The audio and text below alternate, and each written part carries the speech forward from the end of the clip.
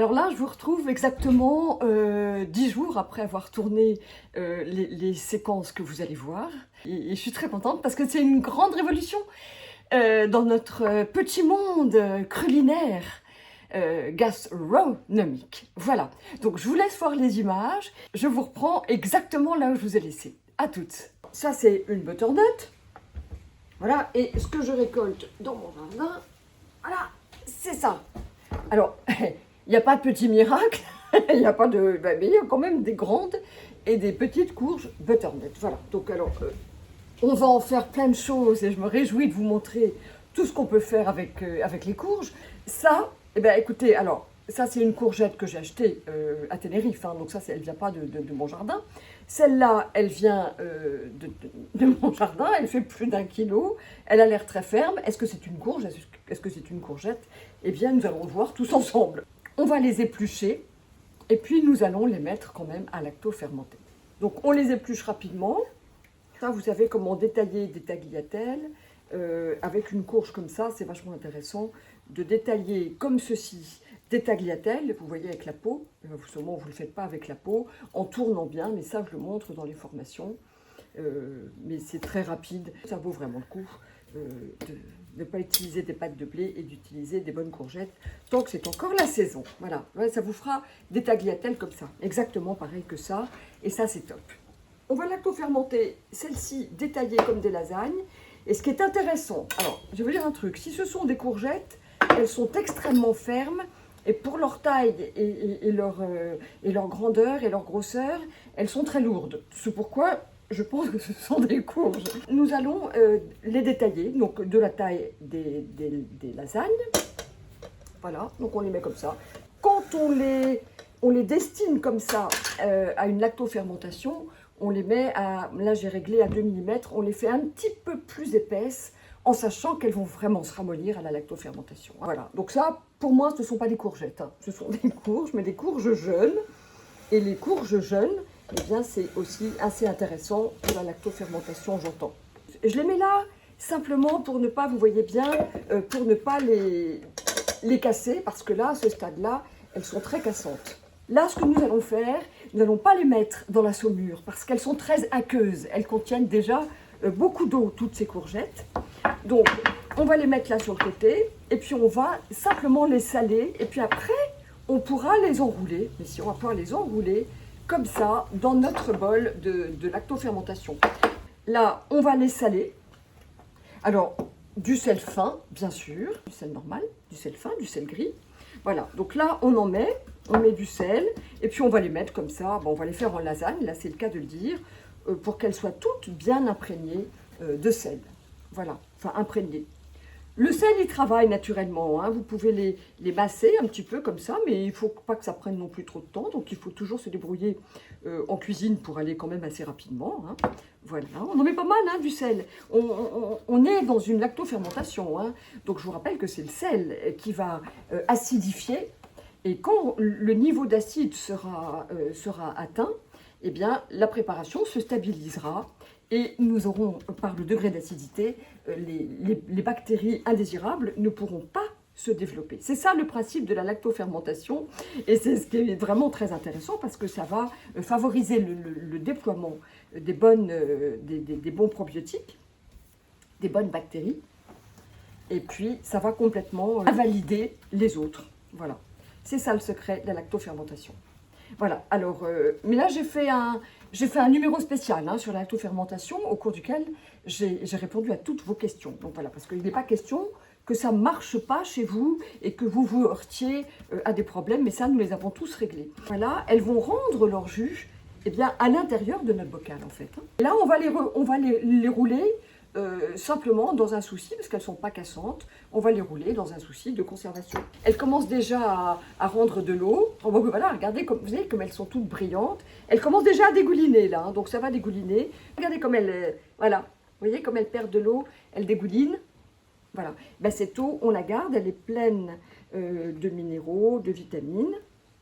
Et voilà.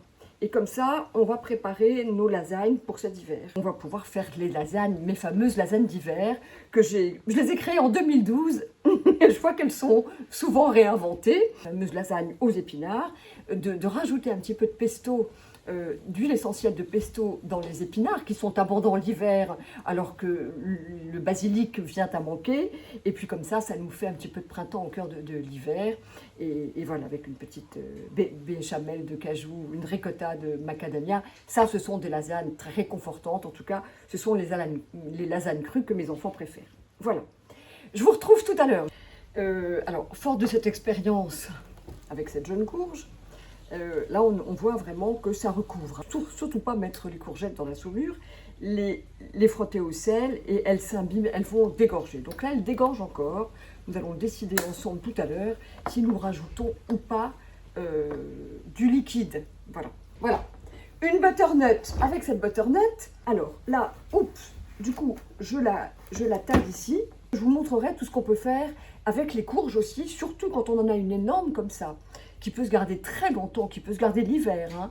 Si elle n'est pas abîmée, si elle n'est pas écorchée, elle n'a aucune raison de ne pas se conserver. Mais par contre, à partir du moment où on a commencé à taper dedans, à la consommer, là, il faut avoir un paquet de recettes. On a toujours recours à la lactofermentation, mais il faut avoir un paquet de recettes pour les utiliser toutes ou être nombreux. Voilà. La largeur de nos lasagnes, c'est à peu près ça. Alors là, ça c'est de la courge, je peux vous dire. C'est dense, c'est très très dense. J'adore. Donc déjà là, on va enlever la peau parce que la peau, nous n'en voulons pas. On va la couper en deux comme ça. Puis même en restauration, hein, c'est comme ça, c'est ça qu'on utilise. Voilà, il n'y a pas d'appareil plus sophistiqué que ça. Voilà, et là c'est super. On va pouvoir quand même avoir des lasagnes vachement bien. Voilà, je les entasse là, ils sont bien souples. Et ça, c'est top. C'est top, on a trouvé un truc top. Voilà. Pourquoi je dis on l'a trouvé? Eh bien parce que quand quelqu'un trouve quelque chose, déjà il puise dans un réservoir universel. Et puis l'inspiration en général, eh ben, elle est de celui qui crée, mais elle est aussi très conjointe.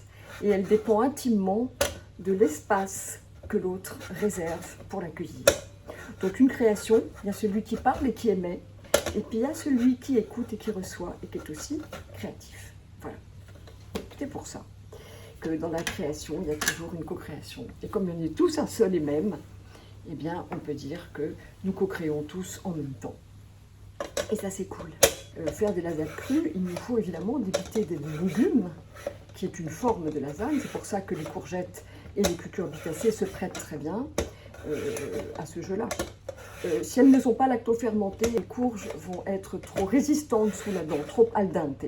Alors que là, on a véritablement un vrai combo, un vrai combo gagnant de texture et de forme. Voilà. Voilà, alors est-ce que je vous refais devant vous la même chose? Non, je vais vous épargner, je vais faire exactement pareil et quand j'aurai tout salé, je vous retrouve pour qu'on mette en pot ensemble. C'est ok? À toutes. Alors voilà, je suis super excitée. Parce que ça va être super de pouvoir faire des lasagnes crues de courges cet hiver. Et là, je vais vous, enfin cet hiver même dès maintenant, je vais vous présenter direct en sortant une recette géniale. Ça va être vraiment bien. Voilà, donc là, elles rendent vraiment beaucoup. Hein. Elles rendent beaucoup d'eau. Je vais vous le montrer. Là, je les cale bien pour qu'on puisse les utiliser et qu'elles ne se brisent pas. Mais regardez, voilà, je vous montre, regardez tout le jus là qu'elles ont déjà rendu. Hein. J'ai juste coupé, je les ai installées et voilà. Donc là, c'est important qu'on les laisse rendre encore du jus. Je vais continuer à en faire un petit peu parce qu'il faut que notre récipient soit bien plein. Regardez, c'est magnifique, c'est magnifique. Voilà, c'est ça qui me plaît, c'est de vous proposer ça.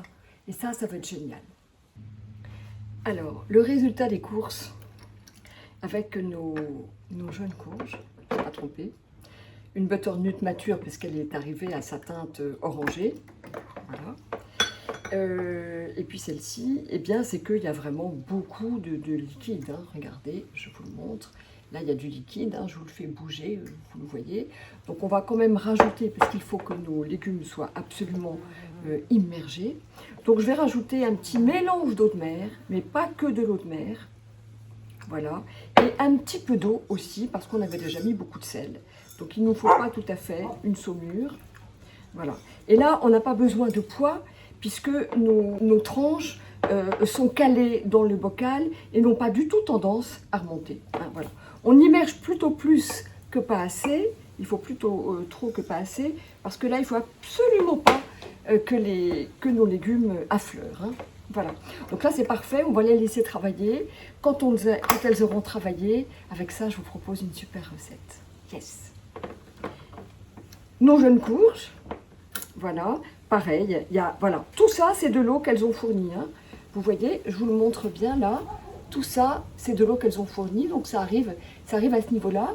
Donc là, ce qu'on va faire, pareil, c'est rajouter un tout petit peu d'eau de mer, mais là, je mets surtout de l'eau pour ne pas risquer que ce soit trop salé. Voilà. Voilà nos 2 trésors de la journée, et puis rendez-vous très vite.